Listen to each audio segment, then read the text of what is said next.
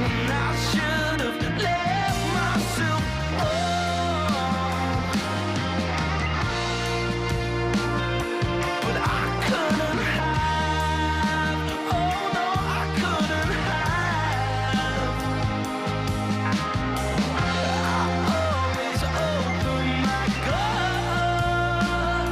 when I shouldn't have, oh no, I shouldn't have.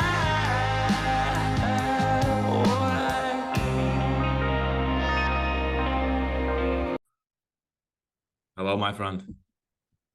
How's it going, Alex? Mate, life's a journey, right? It's an adventure.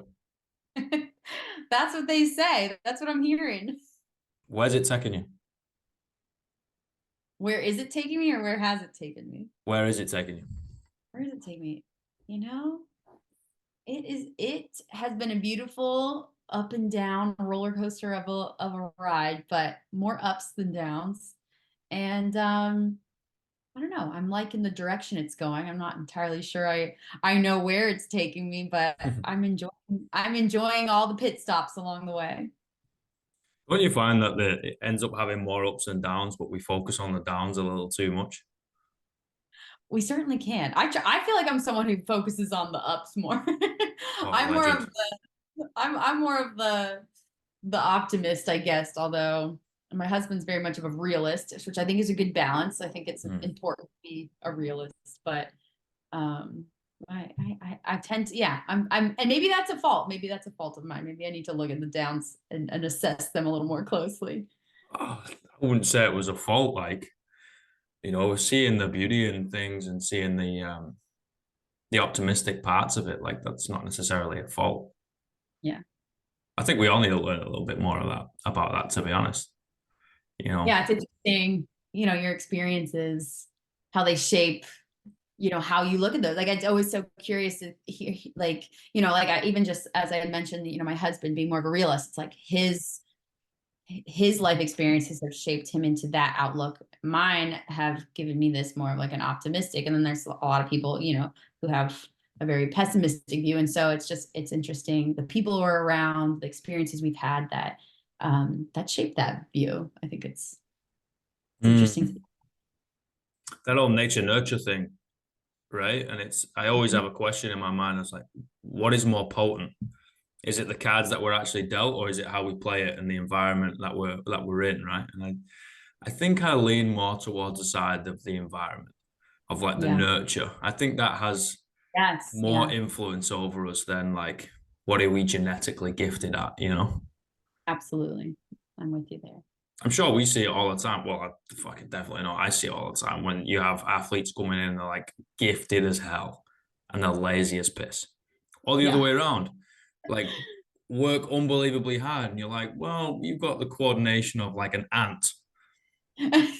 Like you shouldn't be good at this. And the next thing you know, after a year or 18 months, 2 years or 10 years or something, you're like, you know what? You're half decent at this now. This is pretty cool. You probably shouldn't quit your day job. However, the progress that they've made is phenomenal, and it forever blows my mind. I'm definitely the individual, the athlete that has always just worked her butt off, and has never been that naturally gifted, but I can appreciate hard work and a drive, and like that's and obviously I'm biased because that's how I am, but I appreciate people like that more than just, you have the raw talent, but it's unmotivated talent, or it's not driven, or doesn't have the work ethic. Like, I don't know. That's the kind of influence I want to have on like my future family or friends, or just people who like that's what I want to evoke to people around me, is like, you can work hard, and there's a lot of things we can do to change, your destiny, right? Like kind of like the nature versus nurture thing. It's, there's a lot you can do that you have willpower over. I recently watched my first game of ice hockey, right? In person, like, usually on telly at the Winter Olympics and stuff, but I'd never seen it in person before, right? There's a member at the gym that plays ice hockey, and then I was watching her teammates, and me and my missus were having a bit of a conversation about it. And I was like, well, there's a couple of lads in here that can fucking play hockey, right? Like they're very, very skillful. But you see the look in their eyes, and I'm just like, love, they haven't got that dog in them. They haven't got that kind of unrelenting fucking will to just, I've got to get out there and just beat concrete until it's in a fine powder, you know? And it goes back to that work ethic, right? Like, it's like, I'm going to get up hell or high water and I'm going to get out to whatever it is. Maybe you work in a post office. Maybe you're a fucking binman. Maybe you're an athlete. It doesn't matter. Like that unrelenting drive of like, nah, I said I was gonna go do it. I guess I'm too stubborn to quit. You know, I'm gonna go see where it ends up. And it's really funny how if we relate it back to the athletes, it's like some people just seem to have it and some people just seem to not. That little fire in their eyes where they call it aggressiveness, assertiveness, a little bit of fucking screws loose in their head. I'm not really too sure. For me, it was definitely the last one, but it's like people have it or they don't. And how do we teach it? How do we teach that dog? I don't know, mate. Right. Because you can have the skill or you don't have the skill, right? Like that's where it's like, okay, you're born really gifted or you're not, but you can't develop, I don't know, like, you know, that, or you can develop that work ethic, right? That drive. But like you said, once they're like, you kind of look at, you know, kids in their adolescence, the adolescent years, it's like, you know, they either have that dog, that grittiness, that I want this, or they don't. And then I don't know, like, yeah, then at that point, is that taught or is it is it developed? Or I mean, I know for some people that comes later in life, right? So maybe it's dormant for a period of time, or maybe it never shows. But I agree, like you do kind of have that or you don't. And sometimes it's hidden for a long time and sometimes it's just hidden for the rest of your life. So but yeah, you see it and you want that, and yeah, it's very interesting. And then you think about like with balance, right? Because it's like I, you know, as an athlete, but also someone who's, you know, I'm 31, I have a business, I have a husband, kind of starting to like family planning a little bit. And it's like, you also have to like, you can want something really bad, but you also sometimes have to take a step back and be like, wait, like where are my priorities right now? Like at 31, my priorities are different than when I was 21. And so it's not that, and I struggle with this truly, where it's like, I want to be like, I have this desire to be the best at what I do, but I also recognize that the pursuit of that takes away from other areas in my life that also are very meaningful. And so for me, I think at this stage in my like athletic career, which it's not making me money, like it's like, you know, maybe some sponsorships here and there. It has earned me some money. It paid for grad school for some of my things, but like, but I'm not in sport to be, for that to be my living, to earn a living that way. And so for me, it's fun. It's an ability to like push myself, challenge myself, seek community. But I'm at this crossroads where it's like, what other things are taking a priority, and I'm okay with that. And so it's not that I don't want it, but I also have to, but I recognize other things that I want equally or want more. And so it kind of like, I'm not spending all this hours in the gym, or I'm not like, you know, some days I'm like, oh, I'm just showing up and this is what I've got.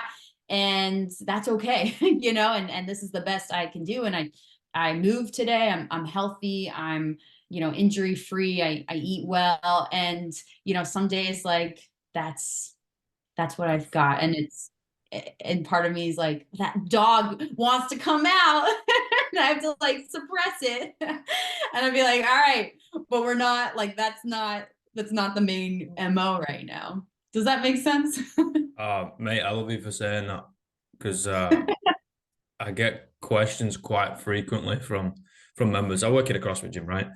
And they're like, "Oh, do you compete?" I'm like, "Nah." They're like, "Oh, why not? What, do you want to go do this? Why aren't you doing that?" And I was like, "Listen, mate, I can even be the best athlete I can be, or the best coach I can be. I can't do both. Yeah. I just Yeah. feel like they pull your mentality. Speaking for myself, some people can do Yeah. it. Yeah. I think it pulls my mentality in two different ways. And one goes into the fight or flight, self-centered, fucking angry dog, always there. And then the Yeah. other is like, well, selfless. You have to think about the other people in front of yourself. You have to be a little bit more critically thinking, a little bit more creatively thinking, rather than like, I am just going to headbutt a fucking brick wall every day until one of us breaks. I was like, because Yeah. I know I'm dumb enough to do that. And it's like, well, that's probably not wise because, again, we're not making cash that way. We're making cash Yeah. another way.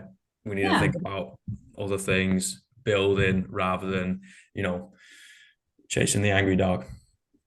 Yeah. And I actually have this conversation with my nutrition clients a lot. It's like, and they've actually helped me to like some of my, so, so I work with individuals, a wide variety of individuals. I'm a sports dietitian. That's my credentials, a certified specialist in sports dietetics, but I like to call myself a performance dietitian because performance is more applicable to everyone, right? Sports, there's not that many people who consider themselves like an athlete when there are, like, in my definition of what an athlete is, like, there's a lot of people, that can be a mom or a dad or a businessman or woman, or who works full time but also like trains for specifically something, like has goals, has ambitions. But I think with performance, it's a nice umbrella term of like anyone who's trying to level up, what they're doing, and whatever they want to pursue, whether that is physical fitness related,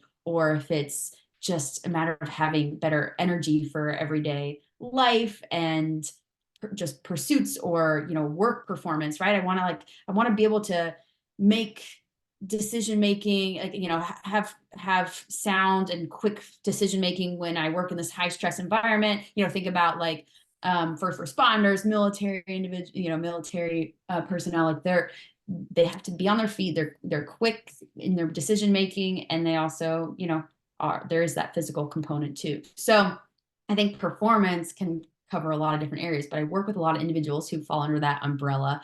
And a lot of them are like, they love to compete, but they've got families, they got full-time jobs. And so we're all kind of in this boat a little bit together. Now I put myself in that boat of like, yeah, we're all just juggling a bunch of things. And some of them are very competitive, and some of them are just like, you know what, I truly love doing this sport, or this, I love racing on the weekends. And they've really helped me give, as I coach them, and kind of pull out, wins that aren't just placement or time based, or hey, I PB'd or I didn't. Like, it's allowed me to kind of let that all sink in with my own, the athlete side of me, who, hates losing, and like wants to smash the competition, but also be okay with like, hey, you know what? It's okay to just go out and do something and have fun with it, and to turn it into an experience, not just like I'm so in the zone. Like you said, when you're competing, you're just like, you're out for blood. You're just like zoned in. You feel like you can't be that best coach because you're so internalized with your own performance. And that's how I like to get, for competing, because you kind of do. You need, if you don't have that kind of ability to zero in, like I don't know how effective your performance is really going to be. And so part of me has been working on getting out of that a little bit, to embrace the race experience as the people around you, the community, like everything we love about the race. And if that means, if that takes away a little bit of my competitive edge, but gives me this incredible experience that, when I go home at the end of the day, probably didn't win first place. Maybe I got on the podium, maybe I didn't, but like, I'm still a contender. But you know what? Maybe it wasn't like how I would normally think about like a successful race, like being okay with that. And I think that's where I'm at, where, I'm still gonna give my best, but I also have to understand the restrictions of my limited time window to work out, on top of being a wife, having my household duties, having my work duties, having playtime, and getting outdoors and doing something with friends and family. Like, that's the balance that I'm chasing. And it's a freaking hard one. It's hard. It's hard to do. How do you like limit your ego in a way when, say, for example, you're in a race or some sort of leaderboard, or you do a workout, the open, or you check people's score or whatever, you fall into that trap, and you're like, I could have fucking won, or I could have at least got a little fucking higher if X, Y, and Z would have been hit, right? Yeah. And you just haven't, because you've had to be mentally present elsewhere. You had to be physically present elsewhere. And how do you tackle that? Because whether we are the most egotistical or the least egotistical person, there will be that voice. If you have been an athlete in the past, there will be that voice, even if it's for your own performance. Be like, you could have gone faster.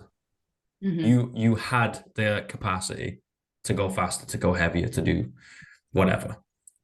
Like, how do you tackle that conversation? This is more just the curiosity.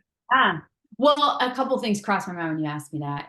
One is, of course, I still have that. Like, I even just think about my workout this morning. I did it, and like the manager of our gym was like, dude, you were getting after it. And I was like, yeah. Like, he was watching when I was doing, like, just kind of deep into this 30-minute pain cave. Like, what he saw was just like a pretty good output of like, man, you were pushing yourself. And for me, I'm comparing that performance to what I know I'm capable of doing, like in my prime, right? Or like, when I feel really good, and I know like that didn't feel great. Like I was bent over, like huffing and puffing before I could pick up the wall ball to start doing wall balls. And I really wanted to like go right into that, like things where I have goals or expectations of myself, and then, they don't get met, or I don't have the fitness that I technically want or envision myself. And so, I still have those thoughts, but I think it's more about like, how long do I allow myself to dwell on them?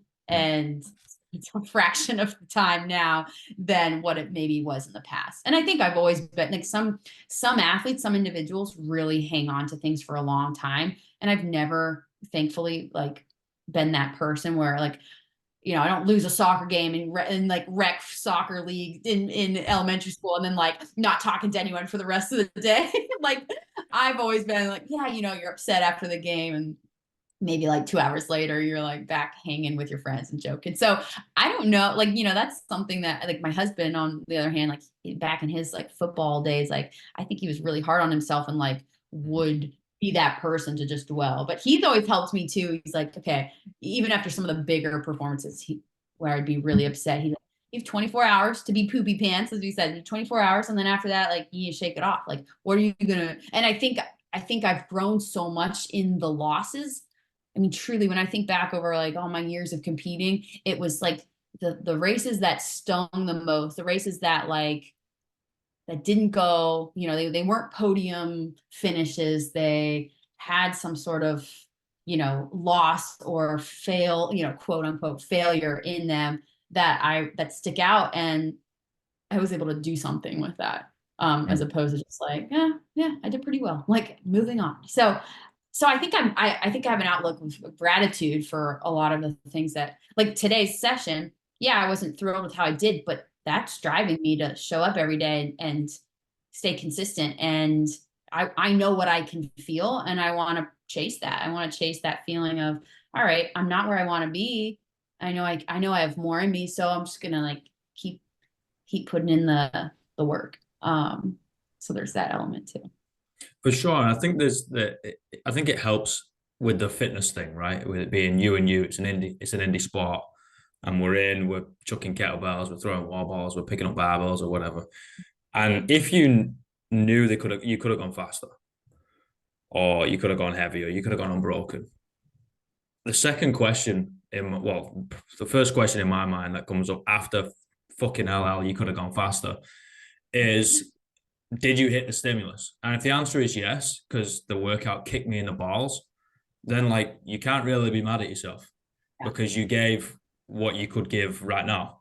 Okay, preparation might have not have been perfect because of whatever, because you're doing however many jobs, because you slept a little less, because you're not a fucking pro athlete. Fine, no problem. But did it suck? Yes. Mint. That's another one done. Move on. And I think CrossFit has taught me that, because I remember fucking not being not being happy with performances on the pitch or whether it was in the pool. I swam as a kid and then I played rugby union. Rugby union is kind of like the main sport of like growing up. Uh-huh. I would go hit another session in the weight room after a game. And you're like, you've just played 80 minutes of kicking 7 bales of shit out of your body.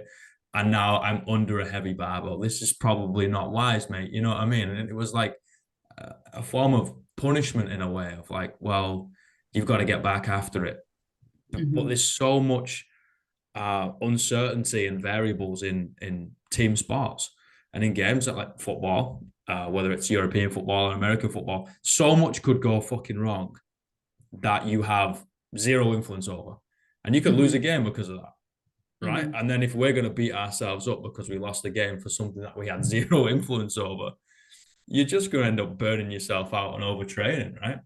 And it's like, well, I think the CrossFit gym or a gym of, oh, this kind of sucks. I'm working hard. I'll see you again tomorrow. Yeah. Really dumbs it down into like, just give me what you got today. Yeah. Don't half-ass it. Don't fucking sandbag this thing, but just give me what you got today. And I think that's a really good reminder, and at least it is for myself. And I really hope fucking anyone listening, if I've ever coached them, can reinforce that point of like, okay, yeah, I might have 5% to give you, but I'm still going to break a sweat. I'm still going to get that community. I'm still going to see me mates. I'm still going to hurl abuse at the coach because I love and hate him. And I'll see you again at 5 o'clock in the morning the next day. And it's fucking poetry, mate. It's beautiful. It is. It's a drive. That's the driver that I like. That's something like I'm not a big like punishment type person, right? Like what's that gonna, and maybe that was part of like what my parents, like, you know, we never got in trouble. It's like, oh, you know, you passed it, you failed a test or you didn't do well, you know, in a certain class or on a certain thing. It wasn't like, let me just beat that into you of like, well, we're not going to fail. It's like, oh, well, like, let's understand this. Like, what can we learn from this? What can we take away from this? And how are we going to apply? How are we going to change our approach moving forward? Right? Like that's an action item. And I talk about this a lot with, it's same on the nutrition side of things, right? It's like, I'm not the coach who's going to like see something in someone's food log and be like, why did you eat that? Like, that's not, you know, and first of all, there's no food that I would see that be like, I would be mad or like punish a client for eating, but it's trying to understand like what went into the decision-making process. And then it's using that to kind of come up with an actionable game plan for addressing what a similar situation in the future or like, so that we're preventing a similar outcome in the future. Right. So it's like, okay, well, we're likely to have these same circumstances show up down the road because it's life. And we see a lot of things that are repeated, but just under the guise of different, you know, scenarios or different things, but they're all a lot of the same challenges that we see. And so it's like, okay, well, how can we start changing our approach? What do we need to do differently? What things do we have to set in place to get a different outcome? And so like, that's what more I'm focused on. And so I think I don't dwell so much on the losses or the bad workouts or the, you know, the days of poor eating or whatnot, because I know it's like, okay, well, there's an opportunity to, you know, we can always work on it and take a different approach like the next time. It's not about like just feeling angry about what just happened. Like that's not going to get me anywhere moving forward. Today was shit, tomorrow will be better type thing. Yeah, exactly. How do you get through those? How do you get through to those individuals that just seem like they've got a bloody iron curtain in front of them? They're like, this is what happened. I don't know. It just happened. I was like, dude, come on. Like, how do you coax them out of themselves? Yeah, I think people don't have. I learned this a lot just because I work with.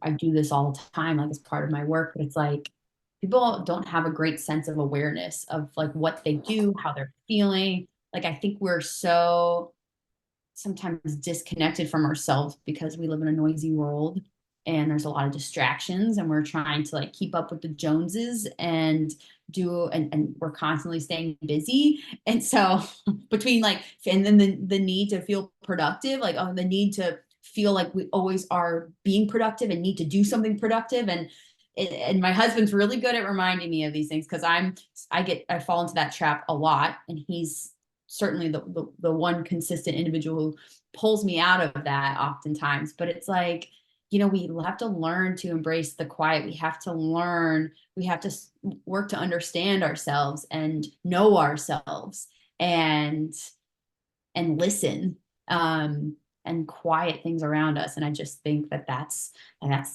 step one. So it's very, it's not easy, but I think minimizing the noise a bit is a good step one. I saw something today. It was like in the 1930s, the BBC said on the news, "There's no news today," and then just started playing piano music on the radio. I just saw that. I was like, I fucking love that. Like, yeah, there's a lot that goes on in the world. There's a lot of atrocities. There's a lot of bad things, man. But it isn't on every one individual person to know about all the bad things. And it isn't just, how many heartstrings do we have for them to fucking pull? It's like, if we just cared a little bit more about the neighbor, right? The one to the left, the one to the right, and maybe the one across the street that you half get on with, right? The Halloween you usually lob eggs at and blame it on the kids down the road. Like, if you just gave a fuck about them, I think we would end up solving a hell of a lot more issues than we believe.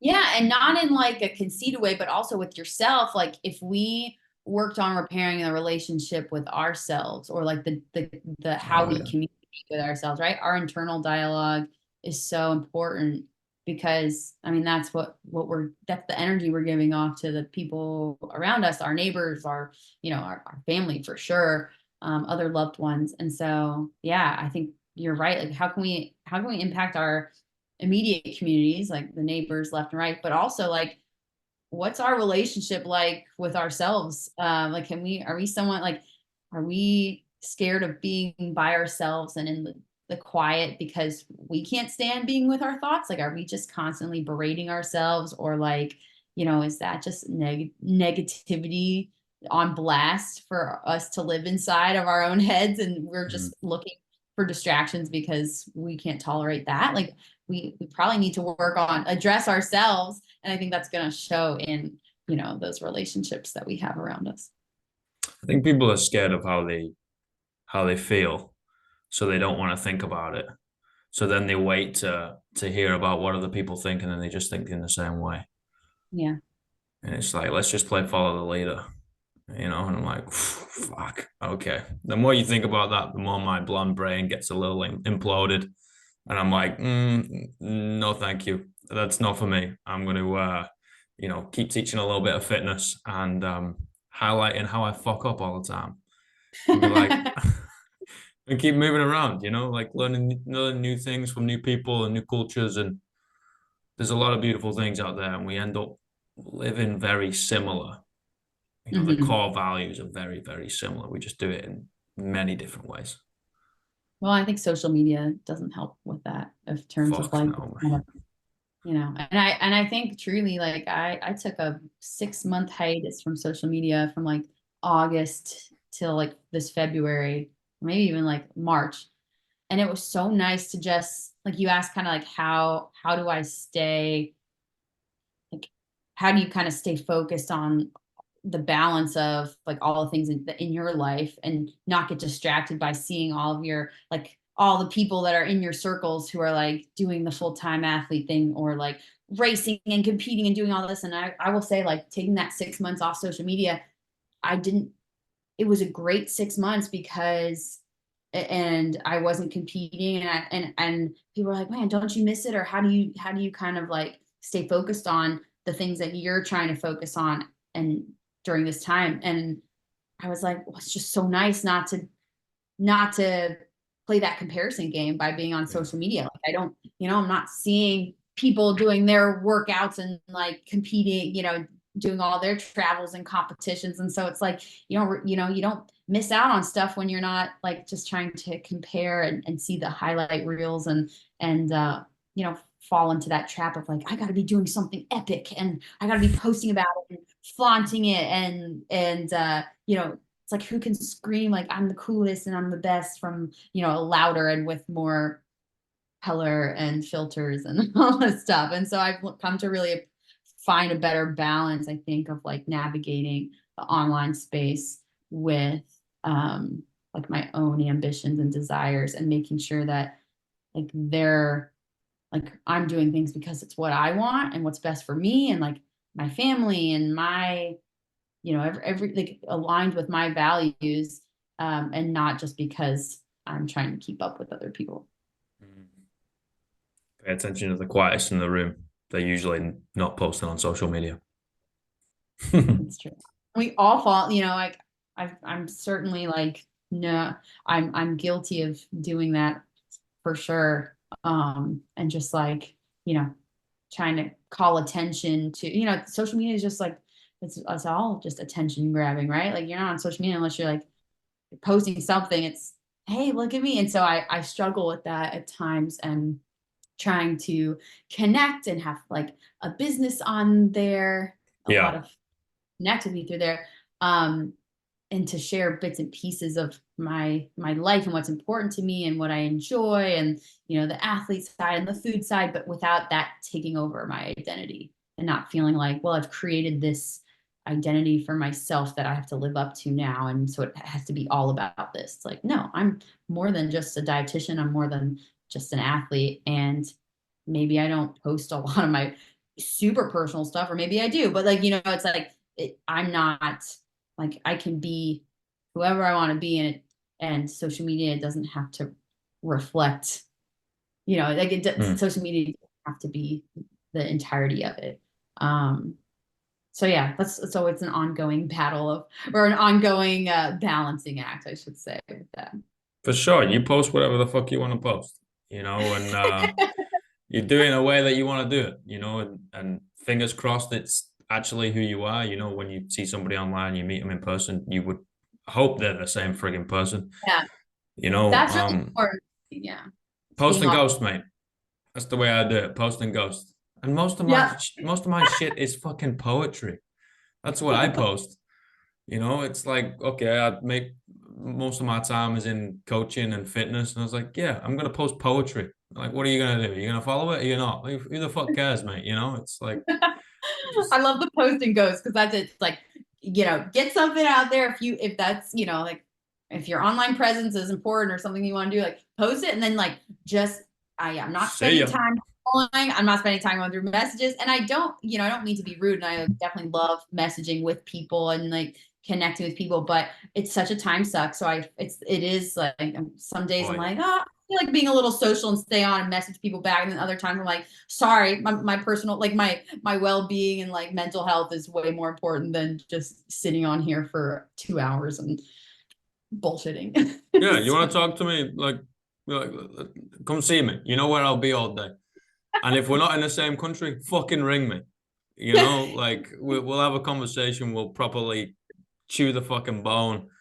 And then that's it. We got lives to live, for Christ's sake. I'm not going to be like sending you fucking memes all the time and like LOLs and just go fuck yourself. Like, let's go outside, mate. Go live. But hey, this has got me in a fucking rabbit hole. Great point. But mate, thank you so much for your time. This has been a fucking honor and a privilege, mate. Thank you. Thank you so much for having me, Alex. I appreciate the real conversation, and yeah, always good to connect. That's all you're gonna get here. It might not make sense, but it will certainly be real. Well, I appreciate you, and hopefully we'll chat again soon. 100%. All right. Have a great day, and we'll speak soon. Thanks, Alex. Legend. Bye, everybody.